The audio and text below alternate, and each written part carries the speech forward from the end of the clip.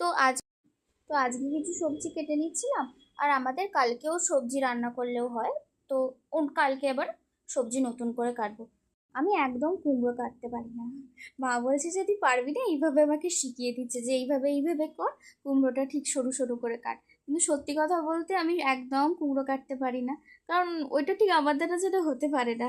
ওই সরু সরু করে কুমড়ো সাইজ করে প্রত্যেকটা সাইজ যাতে সমান হয়, সেটা আমার দ্বারা ঠিক হয় না। তবু আমি চেষ্টা করছিলাম, আমি বলছিলাম যে আমি খোসাগুলো ছাড়িয়ে দিচ্ছি, তুমি এমনি পাতলা পাতলা করে কুমড়োটাকে কাটো। মা বলছে যে দেখ তোর ফোন এসেছে। ফোন এসে দেখেন আমার একটা অর্ডার, মাই পার্সেলটা অর্ডার দিয়েছিল।